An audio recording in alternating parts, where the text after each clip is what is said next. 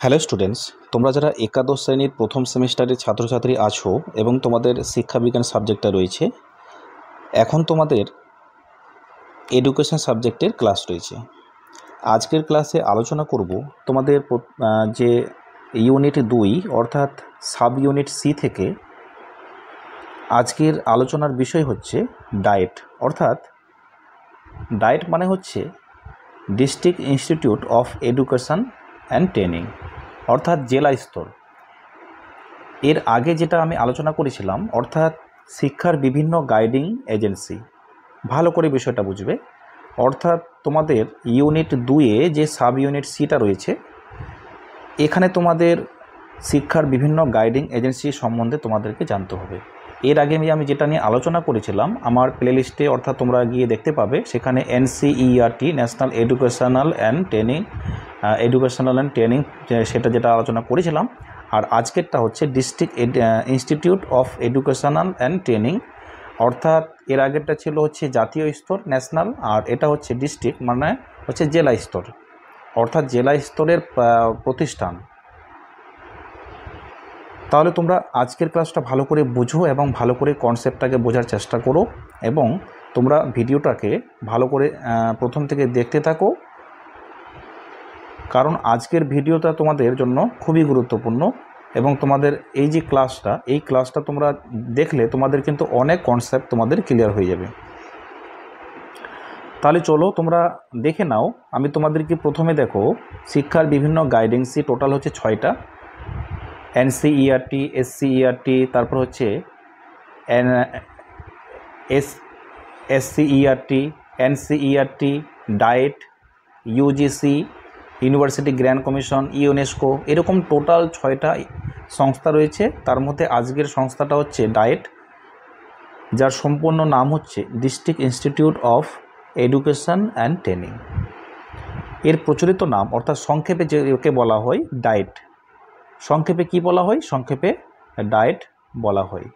আমি তোমাদেরকে এই যে কয়েকটা তোমাদেরকে আমি অর্থাৎ এই অর্থগুলোর উপরেই কিন্তু নির্ভর করছে এই পুরো পড়াটা, পুরো কনসেপ্টগুলো। অর্থাৎ এর সম্পূর্ণ নাম, প্রচলিত নাম, প্রতিষ্ঠা কবে হয়েছিল, এগুলো তোমরা যদি ভালো করে বুঝো তাহলে তোমাদের আশা করি এই ডায়েট নিয়ে কোনো আর সংশয় থাকবে না।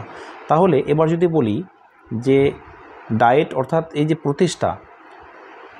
প্রতিষ্ঠা হয়েছিল ন্যাশনাল এডুকেশন পলিসি, অর্থাৎ NEPর ফুল ফর্ম হচ্ছে ন্যাশনাল এডুকেশন অ্যান্ড পলিসি, 1986 সুপারিশ অনুযায়ী রাজীব গান্ধীর নেতৃত্বে।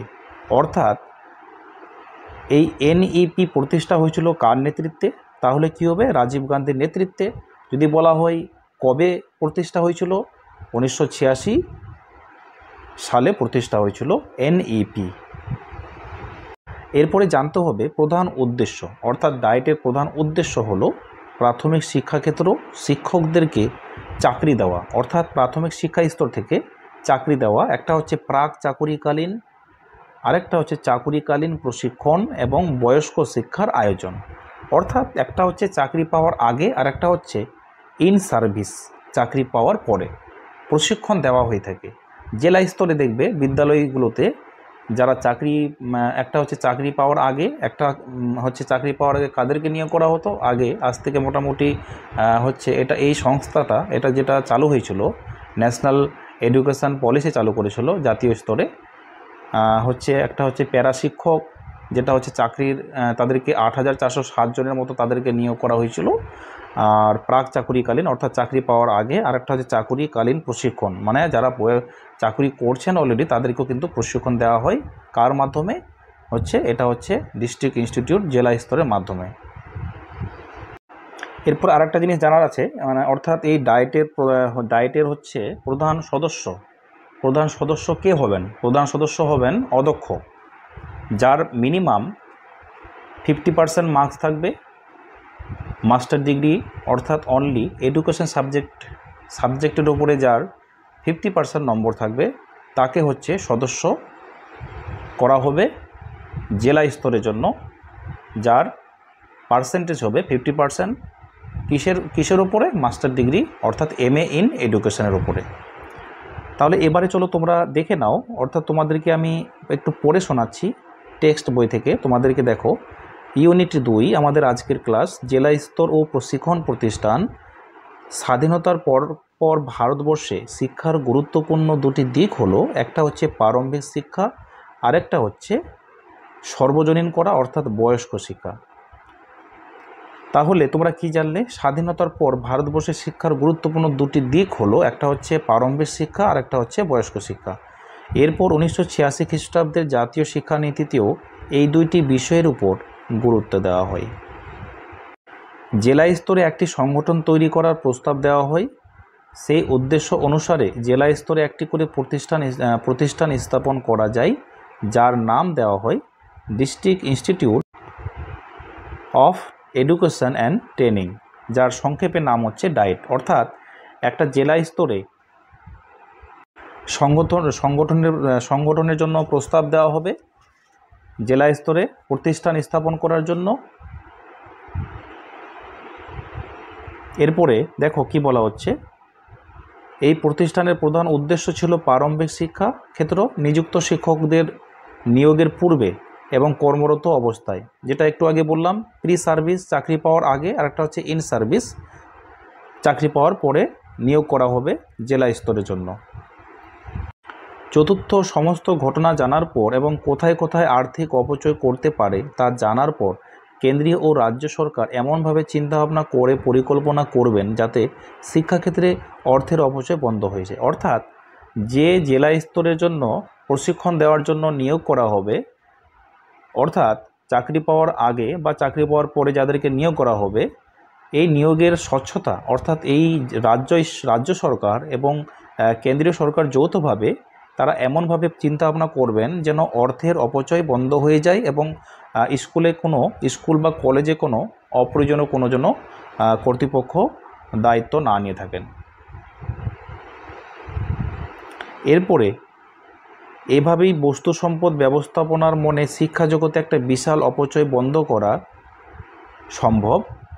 এই ব্যবস্থাপনা একটি যৌথ উদ্যোগ। এই পরিকল্পনার পশ্চাতে বিদ্যালয় প্রশাসন পরিদর্শক, অর্থাৎ বিদ্যালয় দেখাশোনা করার জন্য উপরে জেলা স্তরের জন্য একজন পরিদর্শক থাকেন, যারা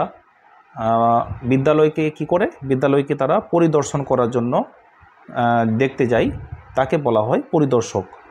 এরপরে দেখো কি বলা হচ্ছে, তত্ত্বাবধায়ক সকলের গুরুত্বপূর্ণ ভূমিকা রয়েছে। এখন সেগুলো সম্বন্ধে সংক্ষেপে আলোচনা করা যাক। আমরা শিক্ষাক্ষেত্রে মানবিক শক্তি, বস্তু সম্পদের ব্যবস্থাপনা একান্ত প্রয়োজনীয় বলে মনে করি। অর্থাৎ শিক্ষার সঙ্গে সংযুক্ত আছেন যে সমস্ত ব্যক্তি তাদের সঠিক পরিচালিত করে তাদের কর্মক্ষমতা এবং প্রাপ্ত বস্তু সম্পদের পরিপূর্ণ সদ্ব্যবহার করাতে বুঝে থাকি। এরপর এই ব্যবস্থাপনার পশ্চাতে বিভিন্ন ব্যক্তি ও উপাদানের ভূমিকা তা বিচার করে দেখা যাক। অর্থাৎ এই শিক্ষার সঙ্গে যুক্ত আছেন এমন ব্যক্তি সঠিক পরিচালিত যেন করতে পারে, কর্মক্ষমতা যেন থাকে, অর্থাৎ প্রাপ্ত বস্তু সম্পদের পরিপূর্ণ সদ্ব্যবহার করাতে এসবে নিশ্চিত থাকতে হবে, অর্থাৎ একটা দায়িত্ব ভূমিকা পালন করার জন্য নিশ্চিত থাকতে হবে, এইসবই কিন্তু বলা হচ্ছে। এরপরে বিদ্যালয় প্রশাসকদের ভূমিকা হচ্ছে, যে সমস্ত কর্তৃপক্ষ বিদ্যালয়ের প্রশাসন নিয়ন্ত্রণ করেন, অর্থাৎ তাদের মধ্যে আছেন কেন্দ্রীয় সরকার, একটা হচ্ছে রাজ্য সরকার, তারপর হচ্ছে রাজ্য মধ্যশিক্ষা পর্ষদ, উচ্চ মাধ্যমিক শিক্ষা সংসদ, রাজ্য প্রাথমিক শিক্ষা সংসদ। অর্থাৎ তোমরা যে বর্তমান পড়াশোনা করছো, তোমরা যে এর আগে মাধ্যমিক পরীক্ষা দিয়েছো, অর্থাৎ মাধ্যমিকের জন্য দেখাশোনা কে করেন? মাধ্যমিকের জন্য দেখাশোনা করেন মধ্যশিক্ষা পর্ষদ, এবং তোমাদের যে লেভেলটা ক্লাস 11 এবং 12-এর লেভেলটা হচ্ছে উচ্চ মাধ্যমিক শিক্ষা সংসদ, পুরোটাই কিন্তু দেখাশোনা করেন, অর্থাৎ এডুকেশন ডিপার্টমেন্টটা যেটা রয়েছে। রাজ্য প্রাথমিক শিক্ষা পর্ষদ, অর্থাৎ প্রাইমারি এডুকেশনটা হচ্ছে রাজ্য প্রাথমিক শিক্ষার হাতে। আর বিদ্যালয় পরিচালক সমিতি হচ্ছে বিদ্যালয়ের প্রধানের উপরে যে আরও একজন থাকেন, তা হচ্ছে পরিচালনা সমিতি, অর্থাৎ ম্যানেজিং কমিটি, যারা পরিচালনা করেন স্কুলটাকে, তাদেরকে বলা হচ্ছে। যাই হোক, তোমরা এই যে আমি তোমাদের সঙ্গে যে বিষয়বস্তুগুলো নিয়ে আলোচনা করছি, অর্থাৎ আমার উদ্দেশ্য হচ্ছে তোমাদেরকে কনসেপ্টগুলো ক্লিয়ার করার জন্য। এটা জাস্ট শুধুমাত্র হচ্ছে একটা তোমাদের কাছে কনসেপ্ট বোঝার জন্য, অর্থাৎ তোমরা যেন বুঝতে পারো এবং তোমরা আজকের যে গুরুত্বপূর্ণ যে এমসিকিউ সম্ভাব্য এমসিকিউগুলো রয়েছে সেগুলো তোমরা একটু দেখে নাও, যেন তোমাদের ধারণাটা হয়ে আরও ভালোভাবে তোমাদের ধারণাটা চলে আসে। দেখো, ডায়েট প্রতিষ্ঠা হয়েছিল কোন সুপারিশ অনুযায়ী? ডায়েট প্রতিষ্ঠা হয়েছিল এনইপি, এটা এনইপি হবে, ন্যাশনাল এডুকেশন পলিসি 1986 অনুযায়ী। তাহলে কি হচ্ছে, ডায়েট প্রতিষ্ঠা হয়েছিল কার সুপারিশ অনুযায়ী? ন্যাশনাল এডুকেশন পলিসি 1986 অনুযায়ী। এরপরে ডায়েট প্রতিষ্ঠিত হয়েছিল কার নেতৃত্বে? ডায়েট প্রতিষ্ঠিত হয়েছিল রাজীব গান্ধীর নেতৃত্বে। এরপরে ডায়েটের প্রধান উদ্দেশ্য কি? ডায়েটের প্রধান উদ্দেশ্য হচ্ছে প্রাথমিক শিক্ষাক্ষেত্র। প্রাথমিক শিক্ষাক্ষেত্রটাকে কি করা? শিক্ষা দেওয়া, অর্থাৎ জেলা স্তরের প্রাথমিক যে শিক্ষা সেটাকে শিক্ষা দেওয়া। ডায়েট সংস্থাটি কার সঙ্গে যুক্ত? ডায়েট সংস্থাটি যুক্ত রয়েছে প্রাথমিক শিক্ষার সঙ্গে। এরপরে ডায়েটের প্রধান হবেন, ডায়েটের প্রধান কে হবেন? ডায়েটের প্রধান হবেন অধ্যক্ষ, অর্থাৎ বৃন্দর একজন প্রধান অধ্যক্ষ হবেন। ডায়েট শিক্ষাগত উন্নয়নের দায়িত্বের সঙ্গে অভিযুক্ত হয়। ডায়েটের শিক্ষাগত উন্নয়নের দায়িত্বে কে থাকেন? জেলা স্তর। ডায়েটের মূল লক্ষ্য হলো শিক্ষকদের প্রশিক্ষণ দেওয়া। তার মানে ডিস্ট্রিক্ট ইনস্টিটিউট এডুকেশনাল ট্রেনিং কি করে? শিক্ষকদেরকে প্রশিক্ষণ দিয়ে থাকেন। ন্যাশনাল কারিকুলাম ফ্রেমওয়ার্ক চালু করা হয় 2005 সালে। প্রাথমিক শৈশব শিক্ষা চালু হয়েছিল 1979 থেকে 80 সালে। প্রাথমিক শৈশব শিক্ষা। বাধ্যতামূলক শিক্ষার প্রথম পর্যায় হলো প্রাথমিক শিক্ষা। প্রাথমিক শৈশব শিক্ষার পর্যায়কে কভার কে করে? প্রাক প্রাথমিক শিক্ষা এটাকে কভার করছে। ভারতের জাতীয় শিক্ষার সংস্থা হলো ACTE, ভারতীয় জাতীয় শিক্ষার সংস্থা। 1986 সালের জাতীয় শিক্ষানীতি যে নামে প্রকাশিত হয়, কী নামে প্রকাশিত হয়েছিল? Challenge of education and policy perspective. ECCE এর সম্পূর্ণ নাম early childhood care and education. সমগ্র জাতীয় শিক্ষানীতির প্রতিবেদনটি কয়টি প্যারাগ্রাফ ছিল? 157টি প্যারাগ্রাফ ছিল। অর্থাৎ সমগ্র যে জাতীয় শিক্ষানীতির যে প্রতিবেদন, অর্থাৎ এই প্যারাগ্রাফটা ছিল 157টি প্যারাগ্রাফ নিয়ে। যাই হোক, তোমরা আশা করি বুঝতে পেরেছো। আজকের ক্লাসটা তোমাদের কেমন লাগলো অবশ্যই আমাকে জানাবে। আরেকটি কথা, তোমরা যারা অনলাইন কোচিং ক্লাসে অ্যাডমিশন নিতে চাইছো, তোমরা অতি অবশ্যই যোগাযোগ করতে পারো 7001748202। এই নম্বরে তোমরা যোগাযোগ করতে পারো। সপ্তাহে 2 দিন করে অনলাইন ক্লাস হয়ে থাকে এবং ক্লাস শেষে তোমাদের জন্য রয়েছে স্টাডি ম্যাটেরিয়াল এবং তোমাদের ক্লাসের মধ্যে তোমাদেরকে কনসেপ্টগুলো তোমাদেরকে বুঝিয়ে দেওয়া হয় এবং সপ্তাহে 2 দিন করে ক্লাস হয়ে থাকে এবং ক্লাস শেষে এবং মক টেস্টেরও ব্যবস্থা রয়েছে। অর্থাৎ একটা ইউনিট অর্থাৎ একটা অধ্যায় কমপ্লিট হলেই কিন্তু একটা করে মক টেস্ট নেওয়া হয়। তোমরা যারা অ্যাডমিশন নিতে চাইছো তোমরা অবশ্যই যোগাযোগ করতে পারো এবং তোমাদের এডুকেশন সাবজেক্টটা নিয়ে যাদের সমস্যা রয়েছে বা তোমরা যারা এডুকেশন সাবজেক্টটা নিয়ে আরও ভালো করে পড়তে চাইছো তোমরা অবশ্যই যোগাযোগ করতে পারো। আজকের ক্লাসটা এখান থেকে শেষ করছি। তোমরা ভালো থেকো। Thanks for watching. দেখা হবে পরবর্তী ভিডিও।